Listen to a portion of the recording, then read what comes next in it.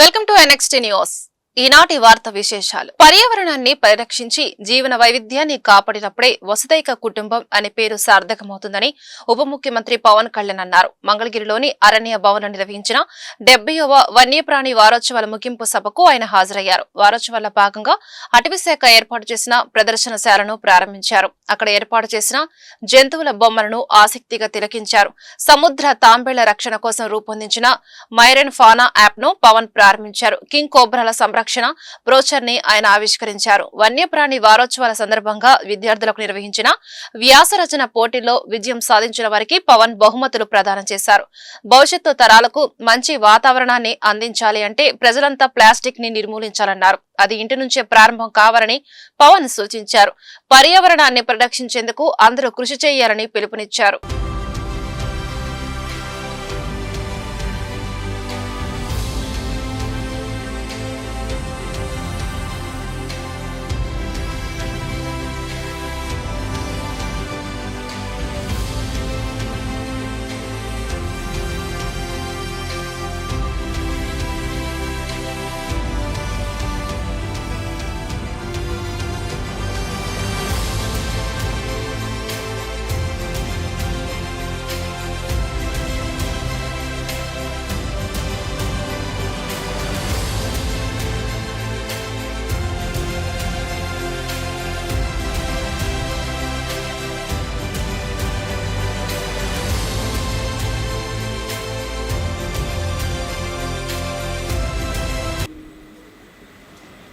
అలాగే ఒక జీవం చంపేయడం అనక ఒక చిన్నపాటి మన ఇంట్లో పెంచుకున్న ఒక చిన్న కోడి గుడ్డు పెడితే మా చిన్నప్పుడు ఎలా ఉండేదంటే అది ఎలా పొదుగుద్ది, ఎలా అది గుడ్డు మనకి పొదిగే పిల్ల అవుద్ది, ఒక అమేజింగ్ ఉండేది. ఒక ఒక అద్భుతంలాగా మీరు ఊహించుకోండి. ఇవన్నీ అద్భుతాలంటే పెద్ద పెద్దవి కాదు, చాలా చిన్నవి మనం చూడగలిగితే. ఒక చిన్నపాటి గొంగళి పురుగు సీతాకోకచిలుక ఎప్పుడైపోతాం, అది ప్యూపా షేప్లోకి వెళ్ళిపోయి అది ఎప్పుడు దాని నుంచి అది బటర్ఫ్లై వస్తుందో ఆ సీతాకోకచిలుక వస్తాం.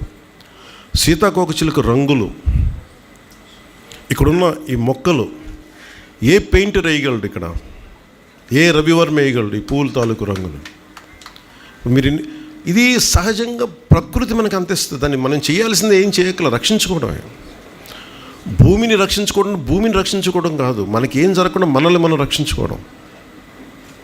అలాగే ఉదాహరణకి మీరు టైగర్ రిజర్వ్ ఉంది మనకి, నాగార్జునసాగర్ టైగర్ రిజర్వ్.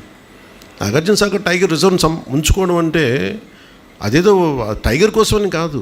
టైగర్ని ఏదైతే కీలకమైన జంతువు ఉందో అక్కడ దాన్ని కాపాడుకుంటే దానికి సంబంధించిన ఆ ప్రాంతం అంతా కూడా మొక్కలు కానీ వృక్షాలు, దాని ఆధార చిన్న చిన్న జంతువులు అన్నింటిలో ప్రకృతిలో ఒక సమతుల్యత ఉంటుంది. ఇష్టారాజ్యంగా ఉన్న ఉట్టి పుణ్యాన్ని నరికేరు. ఉత్తి పుణ్యాన్ని పులి మనుషుల్లాగా ఆకలిస్తే ఆకలి ఉన్నా లేకపోయినా చంపేది. దాన్ని ఆకలిస్తే ఎంత కావాలో అంతే తీసుకుంటాం.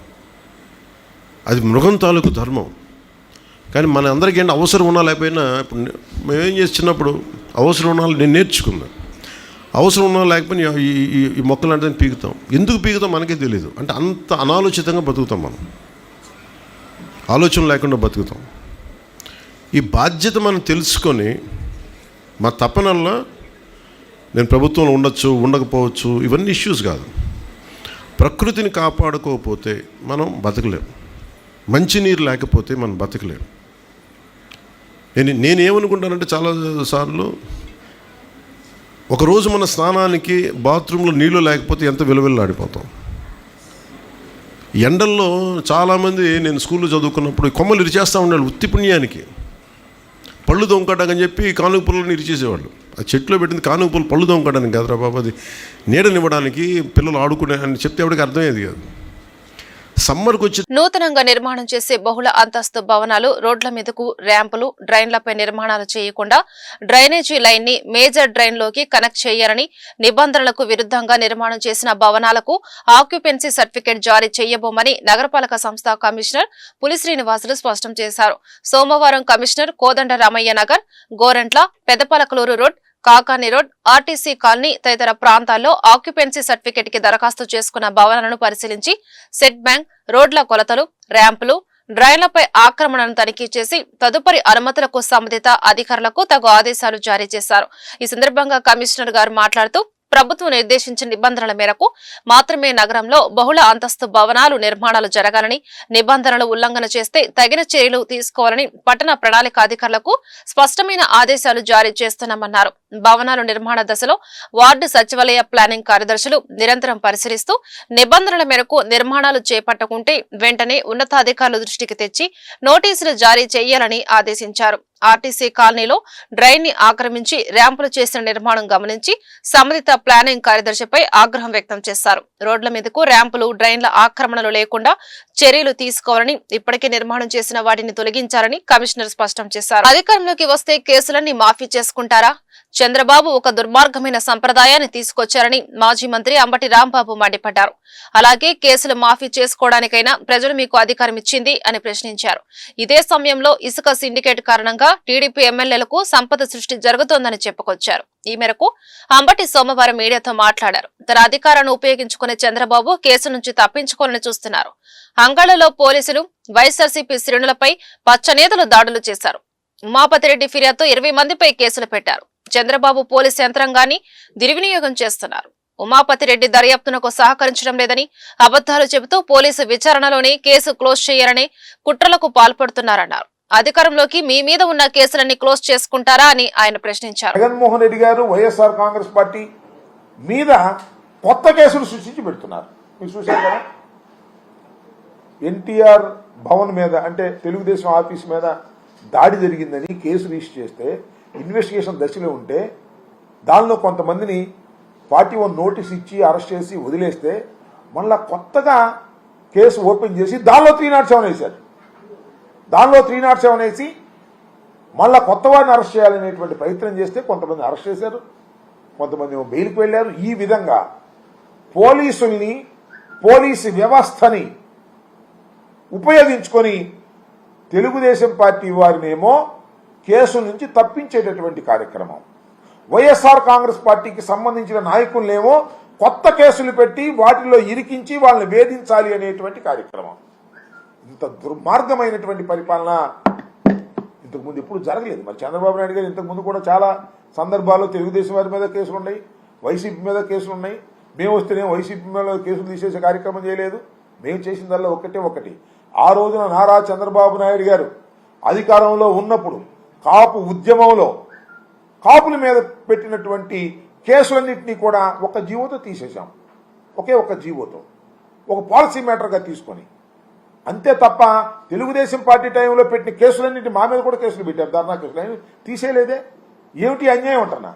ఒక లా అండ్ ఆర్డర్ను మెయింటైన్ చేయాల్సినటువంటి ప్రభుత్వం తమ మీద కేసులు తీసేసుకోవడానికి అధికారం ఉపయోగించుకునేటువంటి పరిస్థితి చేస్తుందంటే నిజంగా చంద్రబాబు నాయుడు గారు ఏం చేయాలంటే, ఎస్ వైఎస్ఆర్ కాంగ్రెస్ పార్టీలో నా మీద కేసు పెట్టారు, ఇది ఫాల్స్ కేసు, దీన్ని కోర్టులో ఎదుర్కొంటాను, కోర్టులో ఎదుర్కొని కోర్టు నుంచి పునీతంగా బయటకు వస్తాను అని చెప్పాలి. కానీ పోలీస్ ఇన్వెస్టిగేషన్లోని అధికారులను అడ్డం పెట్టుకుని కేసులు తీసేసేటటువంటి కార్యక్రమం చేస్తున్నారంటే ఇది నిజంగా ఈ ప్రజాస్వామ్య దేశంలో ఎంత ఘోరంగా చంద్రబాబు నాయుడు గారు ప్రవర్తిస్తున్నారో ప్రజలు అర్థం చేసుకోవాలి, మేధావులు అర్థం చేసుకోవాలని కూడా ఈ సందర్భంగా నేను మనవి చేస్తున్నాను. చంద్రబాబు నాయుడు గారు ఆ రోజున ఎంత దారుణంగా ప్రవర్తించారో మీ అందరికీ గుర్తుండే ఉంటుంది. వెళ్ళి గలాట సృష్టించేటువంటి కార్యక్రమం చేస్తేనే తప్పనిసరి అయిన పరిస్థితుల్లోనే ఉమాపతి రెడ్డి గారు కంప్లైంట్ ఇస్తే పోలీసులు కేసు రిజిస్టర్ చేశారు. అదే పోలీసుల చేత కేసు విత్డ్రా చేయించుకునేటటువంటి దౌర్భాగ్యమైన పరిస్థితికి చంద్రబాబు నాయుడు గారు రావడం చాలా దురదృష్టకరం. దీన్ని మేము తీవ్రంగా ఖండిస్తున్నాం. ఇప్పటికైనా చంద్రబాబు నాయుడు గారు తనని కోర్టులో నిరూపించుకొని బయటికి రావాలి. ఇన్వెస్టిగేషన్లో అధికారాన్ని ఉపయోగించుకొని తప్పుకు పోతే అది సరైనటువంటి సాంప్రదాయం కాదని కూడా ఈ సందర్భంగా నేను చెప్పదలుచుకున్నాను. రెండో అంశం ఏంటంటే, ఇంద్రకీలాద్రిపై శరన్నవరాత్రి ఉత్సవాలు ఘనంగా జరుగుతున్నాయి. ఉత్సవాల్లో భాగంగా 5వ రోజు మహాచండీదేవి అలంకారంలో దుర్గమ్మ దర్శనమిస్తున్నారు. దేవతల కార్యసిద్ధి, దుష్ట శిక్షణ, శిష్ట రక్షణకు మహాలక్ష్మి, మహంకాళి, మహాసరస్వతి, త్రిశక్తి స్వరూపిణిగా శ్రీ మహాచండి అమ్మవారు ఉద్భవించారు. శ్రీ చండీ అమ్మవారిలో అనేక మంది దేవతలు కొలువై ఉన్నారు. మహాచండి అనుగ్రహంతో విద్య, కీర్తి, సంపదలు లభించి శత్రువులు మిత్రులుగా మారడంతో పాటు ఏ కోరికలతో ప్రార్థిస్తామో అవన్నీ సత్వరమే లభిస్తాయనేదే భక్తజనుల నమ్మకం. ఉత్సవాల సందర్భంగా అమ్మవారి దర్శనానికి భారీగా భక్తులు తరలివస్తున్నారు. ఎలాంటి అసౌకర్యం కలగకుండా ఆలయ అధికారులు ఏర్పాట్లు చేశారు. వైసీపీ మాజీ ఎంపీ నందిగం సురేష్ ను పోలీసులు మరోసారి అరెస్టు చేశారు. మంగళగిరి కోర్టులో ఆయన్ను ప్రవేశపెట్టారు. టీడీపీ కార్యాలయంపై దాడి కేసులో ఇప్పటికే నందిగం సురేష్ అరెస్ట్ అయ్యి గుంటూరు జిల్లా జైల్లో ఉన్నారు.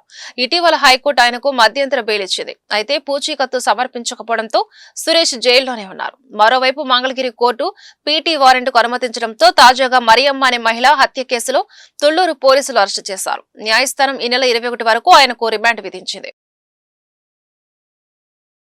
విజయవాడలో బుడమేరు వరద కూటమి ప్రభుత్వం చంద్రబాబుకు 100 కోట్లు మిగిల్చిందని వైఎస్ఆర్సీపీ రాష్ట్ర అధికార ప్రతినిధి పోతిన మహేష్ అన్నారు. అలాగే వరద బాధితుల కోసం దేవస్థానం నుంచి భోజనాలు పెడితే 368 కోట్ల రూపాయలు ఏ పందికొక్కులు తిన్నాయో చంద్రబాబు సమాధానం చెప్పాలని ఆయన డిమాండ్ చేశారు. ఈ మేరకు పోతిన మహేష్ సోమవారం విజయవాడలో మీడియాతో మాట్లాడారు. బుడమేరు వరదతో విజయవాడ ప్రజలకు కష్టాలు, కన్నీళ్లు మిగిలితే కూటమి నాయకులకు చంద్రబాబుకి కోట్ల రూపాయలు మిగిలాయి. చంద్రబాబుకి 100 కోట్ల రూపాయలు మిగల్చడానికి బుడమేరుకు వరద వచ్చింది. చంద్రబాబుకి ఒక పక్క ఫోటోషూట్స్, మరో పక్క విరాళాల వరద వచ్చింది. బుడమేరు చంద్రబాబు మిలాఖత్ అయ్యారు. బుడమేరు వరద చంద్రబాబుకి కూటమి ప్రభుత్వానికి 100 కోట్లు మిగిల్చిందని ఆయన వెల్లడించారు. వచ్చిన తర్వాత బుడమేరు వరద వలన విజయవాడ నగర ప్రజలకి కష్టాలు, కన్నీళ్లు మిగిలితే చంద్రబాబు నాయుడు గారికి, తెలుగుదేశం పార్టీకి, కూటమికి మాత్రం కోట్ల రూపాయలు మిగిలాయి. ప్రజలకేమో కష్టాలు, కన్నీళ్లు మిగిలాయి. చంద్రబాబు నాయుడు గారికి, తెలుగుదేశం పార్టీకి, కూటమి నాయకులకేమో కోట్ల రూపాయలు మిగిలాయి. బుడమేరు వరదల వలన విజయవాడ నగర ప్రజలు ఆర్థికంగా వేల కోట్ల రూపాయలు నష్టపోతే తెలుగుదేశం పార్టీ నాయకులకు మాత్రం బాగా కలిసొచ్చి వాళ్ళ జేబులు నింపుకునేటువంటి అవకాశం అద్భుతంగా కల్పించింది. ఈ సంఘటన చూసిన తర్వాత మా అందరికి అనిపించింది, బుడమేరు వరద బాబు గారికి కలిసి రావడానికే వచ్చిందేమో అనిపించింది మాకైతే. చంద్రబాబు నాయుడు గారికి 100 కోట్ల రూపాయలు మిగల్చడానికే బుడమేరు వరద విజయవాడ నగరాన్ని ముంచెత్తింది అనిపించింది. ఎందుకు ఈ మాట చెప్తున్నానంటే, మీరు చూశారు, బుడమేరు వరద వస్తే చంద్రబాబు నాయుడు గారికి ఒక పక్కన ఫోటోషూట్లో, మరొక పక్కన విరాళాల వరద.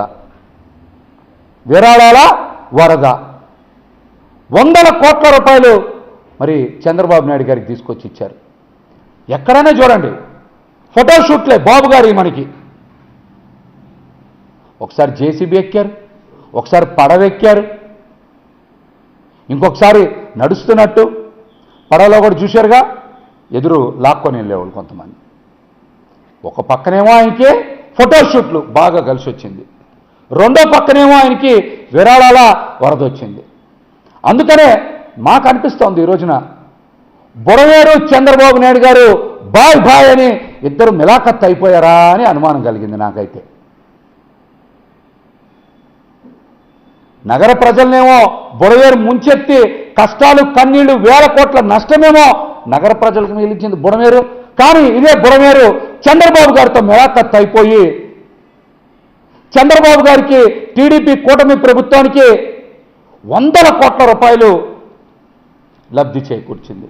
బుడమేరుకి ఏమన్నా కొద్దిగన్నా మనసు ఉందా? న్యాయం ఉందా?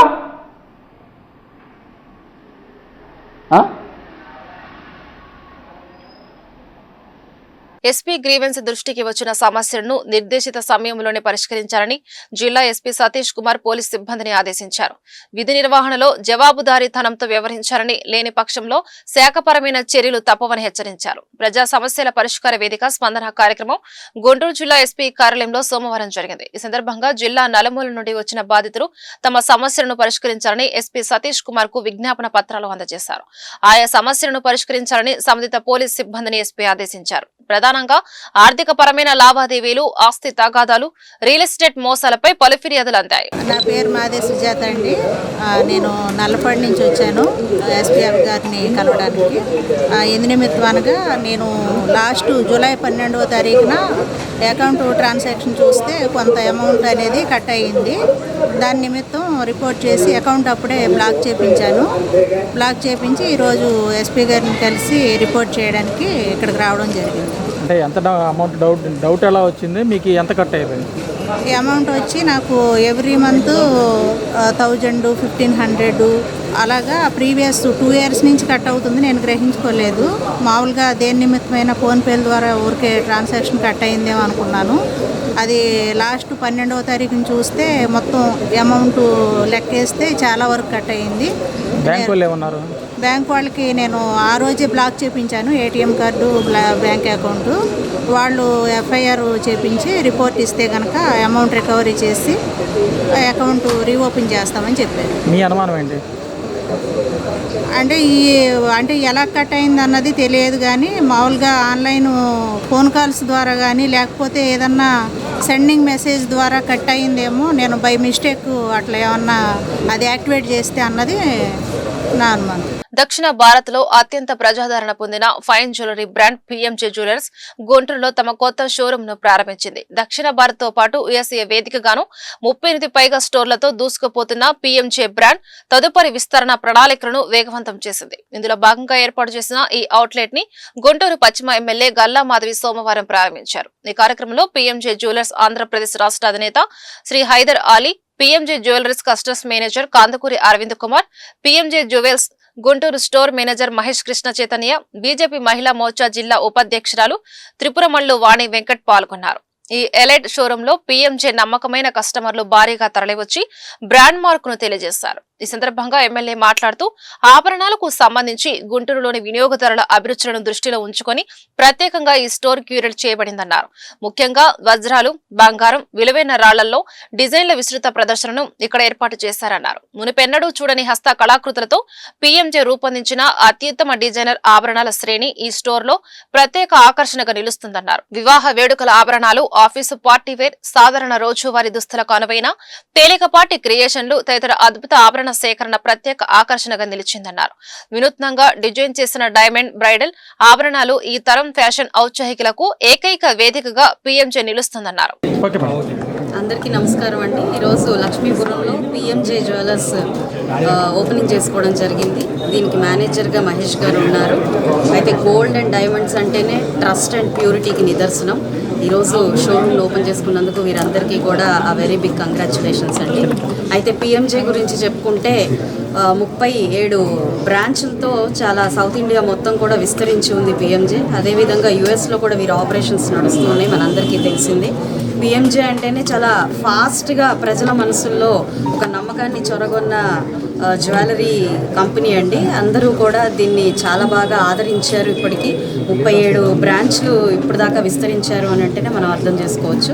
ఇది 37th బ్రాంచ్గా వీరు చెప్తున్నారు. అయితే మరిన్ని బ్రాంచెస్ ఆల్ ఓవర్ ఇండియా వీరు విస్తరించి ప్రజలందరికీ కూడా ఇది ఒక ట్రస్ట్ అండ్ ప్యూరిటీని అందించాల్సిందిగా కోరుకుంటున్నారు. అండ్ అదేవిధంగా ఎక్కడా కూడా లేని diamond testing equipment first time వీరు షోరూంలో ఉంచడం జరిగింది. అంటే డైమండ్స్ క్వాలిటీని ఈరోజు సింథటిక్ డైమండ్స్ బాగా మనకి వస్తున్న క్రమంలో, డూప్లికేట్ డైమండింగ్ కూడా చాలా బాగా వస్తున్న క్రమంలో ప్రతి ఒక్క ల్యాబ్ టెస్టింగ్ నుంచి, ఆథెంటికేషన్ లేని ల్యాబ్స్ నుంచి కూడా సర్టిఫికెట్స్ తెచ్చేసుకొని డైమండ్స్ని, కల్తీ డైమండ్స్ని ప్రజలకి అందిస్తున్న క్రమంలో ఈ యొక్క డైమండ్ టెస్టింగ్ ఎక్విప్మెంట్ అనేది చాలా బాగా ఉపయోగపడుతుంది. అది వీరు ఇక్కడ పెట్టడం అంటేనే మనం అర్థం చేసుకోవచ్చు వాళ్ళు ప్యూరిటీకి అండ్ ఎంత ట్రస్ట్ వర్దీకి వాళ్ళు ఎంత పెద్దపీట వేశారో అన్నది దాన్ని బట్టి. సో గుంటూరు అదేవిధంగా పరిసర ప్రాంతాల ప్రజలందరూ కూడా దీన్ని సద్వినియోగం చేసుకోవాలి, పిఎంజే వారిని ఆదరించాలి. మీరు కూడా ఒక నిజమైన ప్యూరిటీ అండ్ ట్రస్ట్ని పొందాలి అని చెప్పి కోరుకుంటూ ఈ యొక్క అద్భుతమైన అకేషన్కి నన్ను ఇన్వైట్ చేసినందుకు కూడా యావత్ యాజమాన్యానికి కృతజ్ఞతలు తెలుపుతున్నాను. మేడం, మెట్రోపాలిటన్ సిటీ తరహాల గుంటూరుని డెవలప్మెంట్ చేయడానికి ఎలాంటి బ్రాండెడ్ షోరూమ్ బిజినెస్ని ఎలా డెవలప్ చేసి మీ దగ్గర ప్లానింగ్? మహిళలు ఎక్కువ మంది రావడానికి కారణం ఏంటి? ఒక్క నిమిషం సార్ ఒక నిమిషం. సరే, ఎవరి క్వశ్చన్ కావాలి? చెప్పండి. గుంటూరు సిటీని మెట్రోపాలిటన్ సిటీగా చేయడానికి కార్పొరేట్ సంస్థలని ఎలా మీరు? ఈరోజు ఖచ్చితంగా ఒక బ్రాండెడ్ కంపెనీస్ అనేవి మన సిటీలోకి వస్తున్నప్పుడు ఆ సిటీ రూపురేఖలు మారిపోతాయండి. 100% పిఎంజీ లాంటి ఒక branded and all India known and other స్టేట్స్కి కూడా తెలిసిన ఒక కంపెనీ ఈరోజు ఇక్కడికి రావడం వల్ల 100% గుంటూరు పరిసర ప్రాంతాలు ఇది ఒక మెట్రోపాలిటన్ సిటీ రంగులు దిద్దుకుంటుంది అని మనం చెప్పుకోవచ్చు. కాబట్టి బ్రాండెడ్ కంపెనీస్ రావాలి. దాని తద్వారా ప్రజలందరికీ కూడా పిఎంజే జ్యువెలరీ గుంటూరు 37వ షోరూమ్ గుంటూరులో ఓపెన్ చేయడానికి మేము చాలా మేనేజ్మెంట్ తరఫున చాలా సంతోషిస్తూ ఉన్నాం. అలాగే ఈ యొక్క 37వ షోరూమ్ ప్రారంభోత్సవానికి ఇచ్చేసిన శ్రీమతి గల్లా మాధవ్ గారికి మా పిఎంజే జ్యువెలరీ తరఫున నమస్కారాలు చెప్తున్నాము. అలాగే పిఎంజే అంటేనే నమ్మకం, నాణ్యత కలిగిన వజ్రాభరణాలు అలాగే బంగారు ఆభరణాలు ఇస్తున్నాం. ఇక్కడ మేము గత 10 సంవత్సరాల నుంచి ఒక చిన్న బుటెక్లా పెట్టుకుని ఇక్కడ కస్టమర్స్కి సేవలు అందిస్తూ ఉన్నాం.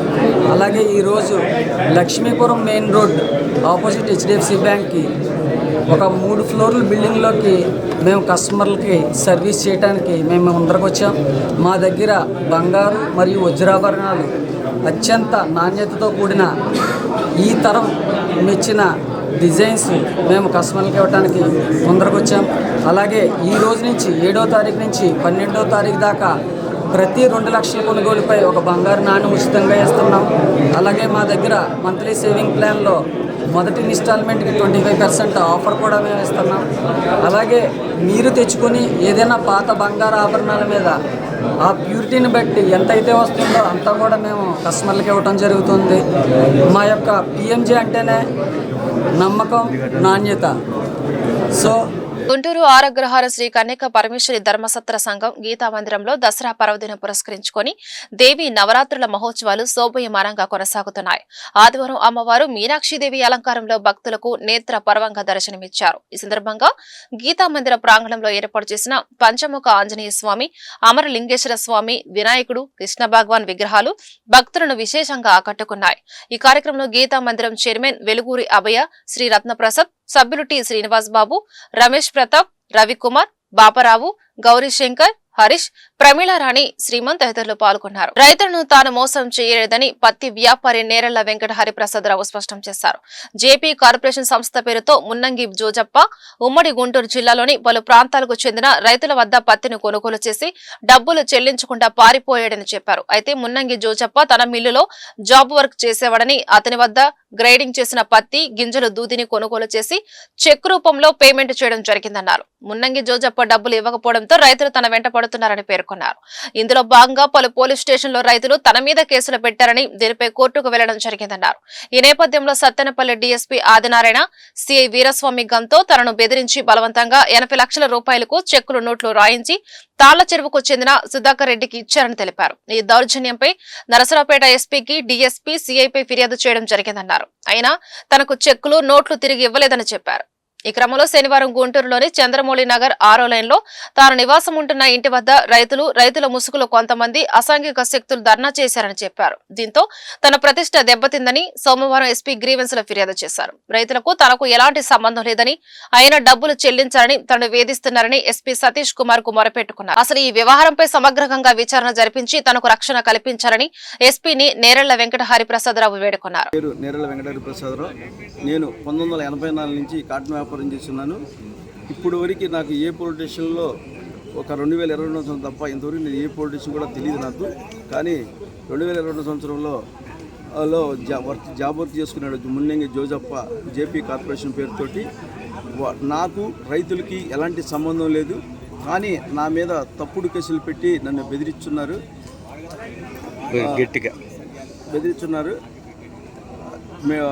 సౌత్ డిఎస్పీ దగ్గరికి పత్తిపాటి స్టేషన్లో కేసు పెట్టగా ఎల్లగా సౌత్ డిఎస్పీ గారికి రికార్డు ఇచ్చాను. తర్వాత పెరంగపురంలో పెట్టారు, పెరంగపురంలో ఇచ్చి వచ్చాను. మేడిగుండ స్టేషన్లో పెట్టారు, మేడిగుండ స్టేషన్లో రికార్డు ఇచ్చి వచ్చాను. తర్వాత సత్తెనపల్లి అచ్చంపేట స్టేషన్లో కేసు పెట్టారు.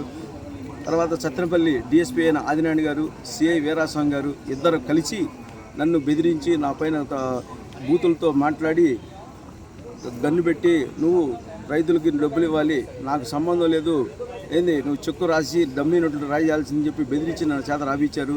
నేను ఆ టైంలో అమ్మవారి గుడికి ఉత్సవ కమిటీ చైర్మన్గా నన్ను వేయటం వలన నేను ఎక్కడ కంప్లైంట్ చేయలేకపోయాను. తర్వాత నరసరావుపేట ఎస్పీ గారి దగ్గరికి వెళ్ళి ఆయన ఇలా జరిగిందని చెప్పాను. ఆయన ఎస్పీ గారు ఆదినారాయణ గారిని సిఏ వీరాస్వామిని పిలిపించి ఆయన చెక్కుల నోట్లు ఇవ్వమని చెప్పగా స్టేషన్ చుట్టూ కాలయాపన చేయొచ్చు, నాకు చెక్కుల నోట్లు ఇవ్వకుండా తాళచెరువు సుధాకర్ రెడ్డి గారికి ఇచ్చి వాళ్ళు నన్ను బెదిరించున్నారు. గత నెలలో తాళచెరువు అచ్చంపేట సిఏ గారు నన్ను పిలిపించగా నేను రికార్డు తెచ్చిస్తానని చెప్పాను. తర్వాత రికార్డు పంపించాను ఆయనకి. అయినా కూడా నన్ను బెదిరించి పోలీస్ స్టేషన్ చుట్టూ గత సంవత్సరం నుంచి తిప్పొచ్చు. నేను వ్యాపారం చేయలేక కొన్ని ఆస్తులు కూడా అమ్ముకోవాల్సి వచ్చింది, బ్యాంకులకు లోన్లు కట్టలేక. కానీ నన్ను ఈ రకంగా ఇబ్బంది పెడుతున్నారు. నాకు మున్యంగా జోజప్ప అనేవాడు 4 సంవత్సరాల నుంచి నా మిల్లులో వర్క్ చేసుకుంటూ ఉన్నాడు, జాబ్ వర్క్. కానీ వాళ్ళు నా దగ్గర పేమెంట్ మొత్తం తీసుకున్నారు. చెక్కు రూపంలోనే డబ్బులు ఇచ్చాను. నన్ను పత్తి గింజలు దూది అనేక రకాల జోజప్ప నేను కలిసి వ్యాపారం చేయలేదు. ఆయన జేపీ కార్పొరేషన్ పరంపరతో ఆయన తెచ్చుకున్నాడు. ఆయన తెచ్చుకుంటే ఆయన దగ్గర నుంచి నేను పత్తి కానీ దూది కానీ గింజలు కానీ కొనుగోలు చేసి ఆయనకి చెక్కు రూపంలో పేమెంట్ ఇచ్చాను. ఎక్కడా అవతలేవు. కానీ రైతులకి అతను డబ్బులు ఇవ్వకుండా ఇచ్చేశాడు. కానీ రైతులు నా ఎమ్మడబడి మీరు డబ్బులు ఇవ్వాలని చెప్పి సత్యనపల్లి డిఎస్పీ గారికి అన్ని స్టేషన్లో కేసులు పెట్టించి నన్ను చాలా ఇబ్బంది పెట్టారు. గుంటూరు ఆరగ్రహారం శ్రీ కన్యక పరమేశ్వరి అమ్మవారి దేవస్థానం నందు 103వ మధ్యవి నవరాత్రుల మహోత్సవాలు అంగరంగ వైభవంగా కొనసాగుతున్నాయి. సోమవారం అమ్మవారు గాయత్రీదేవి అలంకారంలో భక్తులకు దేదీప్యమానంగా దర్శనమిచ్చారు.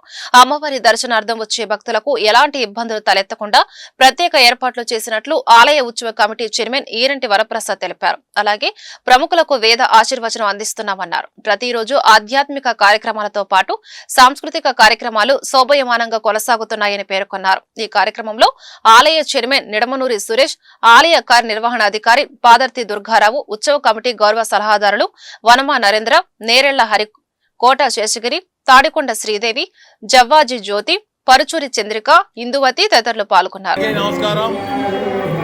ఆరగ్రహారంలోని కన్యకా పరమేశ్వరి అమ్మవారి గుడిలో దసరా నవరాత్రి ఉత్సవాలు అంగరంగ వైభవంగా జరుగుతున్నాయి.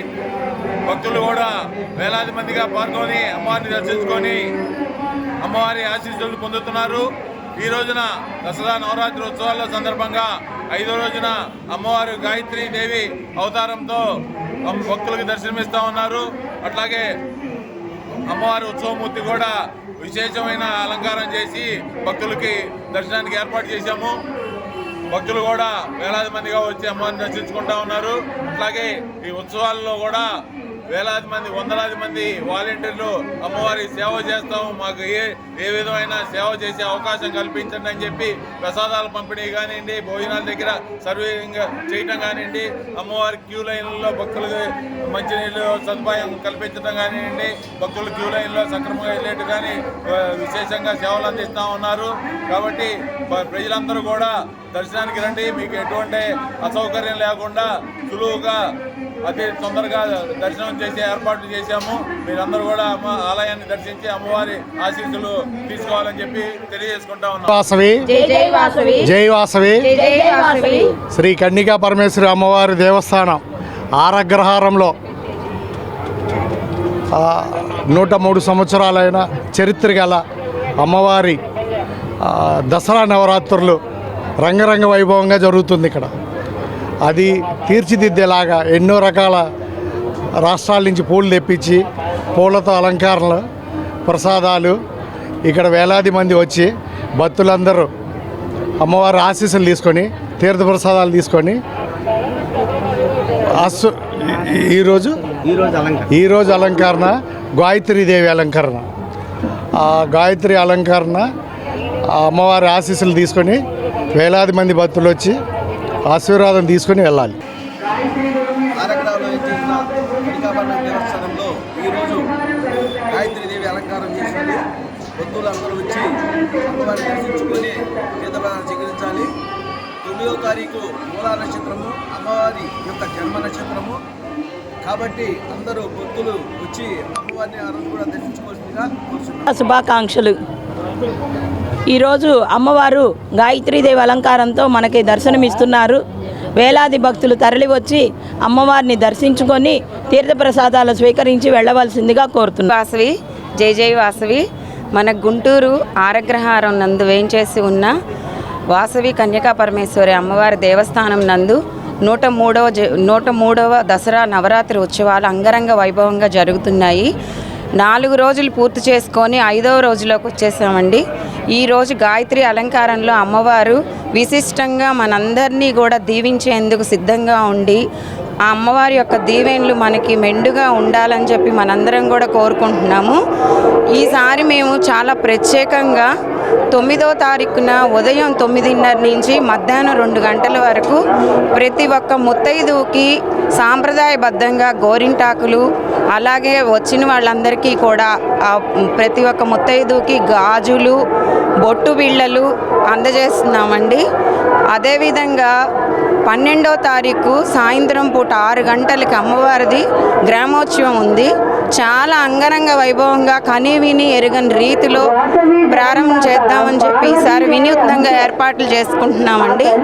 102 ఋషిగోత్రికులకి ప్రతి ఒక్కరికి కూడా మేము దేవస్థానం నందు వాళ్ళ పేర్లు నమోదు చేసుకొని వాళ్ళందరికీ కూడా గుంటూరు గంటాలమ్మ చెట్టు వీధిలో వెంచేసి ఉన్న వరప్రదాయిని శ్రీ వాసవి కన్యకా పరమేశ్వరి అమ్మవారి దేవస్థానం యందు 162వ దేవి నవరాత్రుల మహోత్సవాలు వైభవంగా కొనసాగుతున్నాయి. సోమవారం అమ్మవారు చండీదేవి అలంకారంలో భక్తులకు దేదీప్యమానంగా దర్శనమిచ్చారు.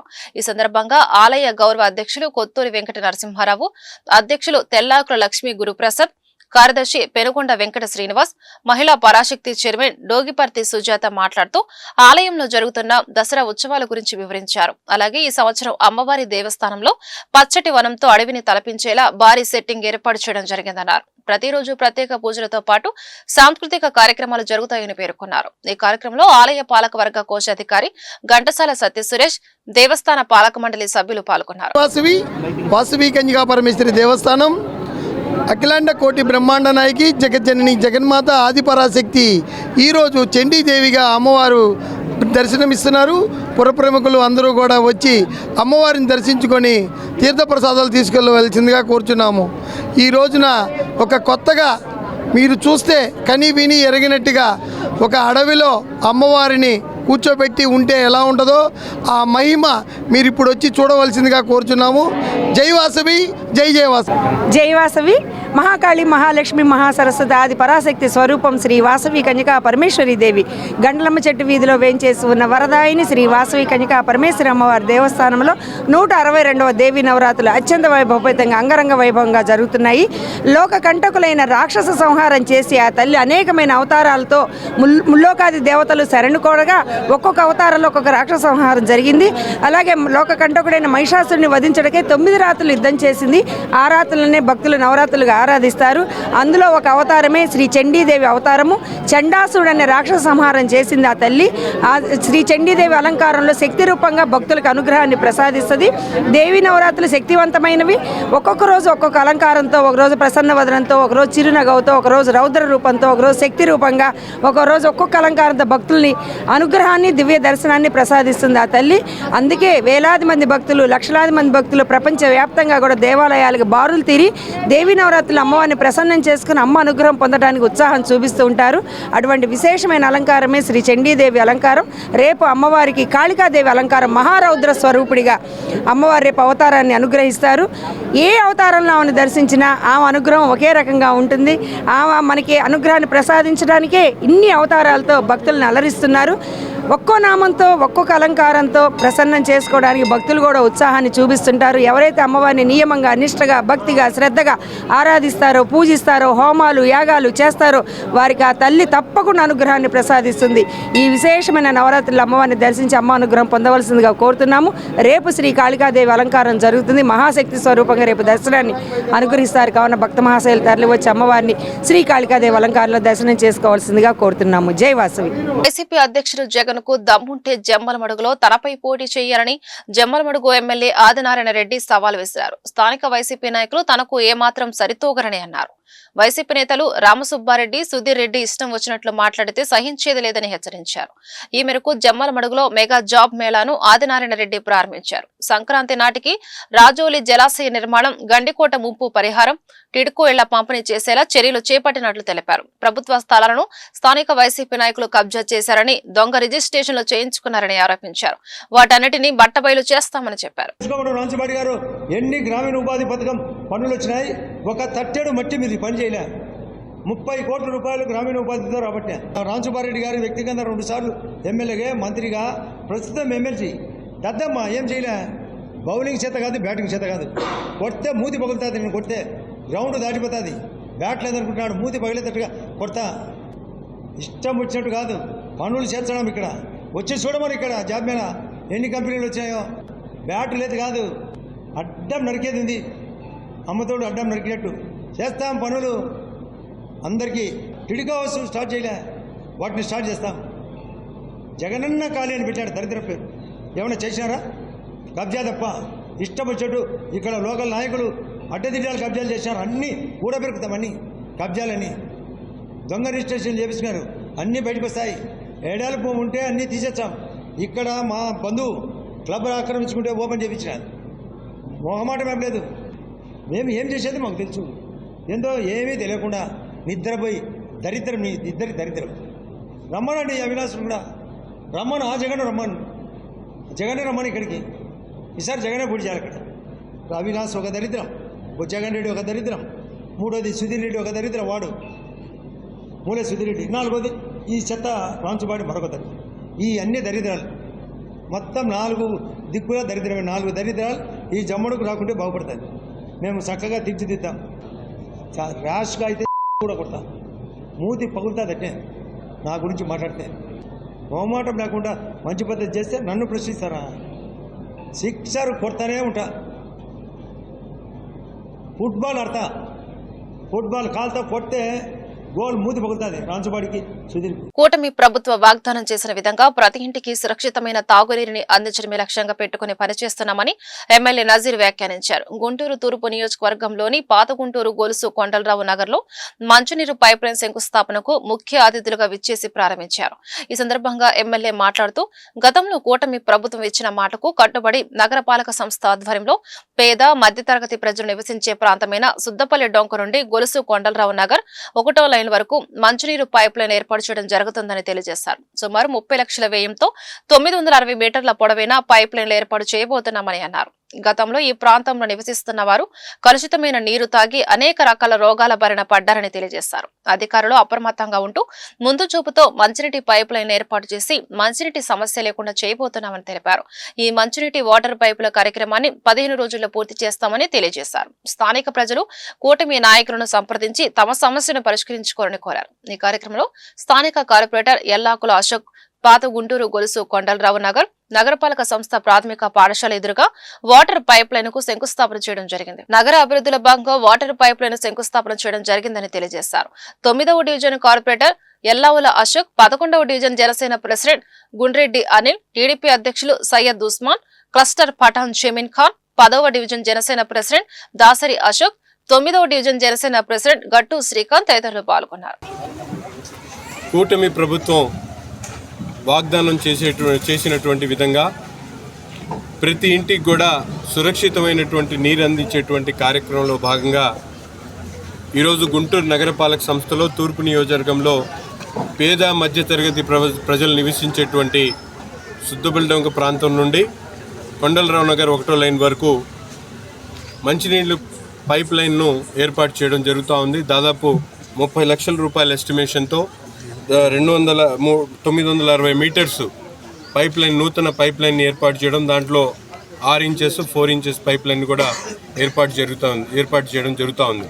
గతంలో కూడా ఈ ప్రాంతంలో కలుషితమైనటువంటి నీరు ప్రవహించి అనేక మంది జ్వరాలు, అలాగే మలేరియా అటువంటి వ్యాధులకి గురైనటువంటి పరిస్థితులు ఉన్నాయి. కాబట్టి చాలా అప్రమత్తంగా ఉంటూ అధికారులు ముందు చూపుతో ఈ పైప్ లైన్ని ఏర్పాటు చేయడం జరిగింది.